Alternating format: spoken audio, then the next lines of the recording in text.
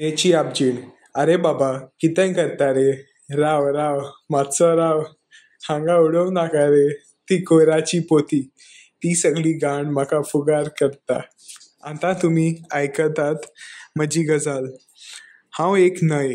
म्हजो जल्म एका दोंगुल्ल्यार झाडां पेडां मदीं जाल्लो.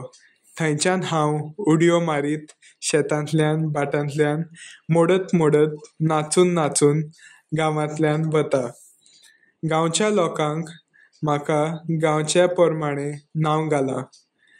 गांवची भुरगीं येवन न्हातात, खेळटात, नुस्तें धरतात. थोडे लोक म्हजें उदक पियेतात आनी आपले कपडे धुतात. आयज काळ म्हजो सांबाळ कोण करिना? कोयराची पोती, कारखान्यांतले रसायनीक वखदां आनी मेल्लीं जानवर उडोवन म्हजें रूप पिड्ड्यार जाता.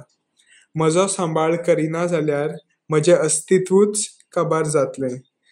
गांवांतल्यान म्हजी वचपाची वाट बंद करता आनी घरां बांदता. मागीर पावसांत वाट मेळटा थंयच्यान हांव धांवतां. वाटेरच आयिल्लीं घरां मनशाक बरोबर घेवन वता. ते उपरांत लोक म्हाका दोश दितात. निमाणें एकूच सांगूंक सोदतां की सरकारान जायते कायदे काडल्यात, तांचें पालन करात आनी म्हजी राखण करात.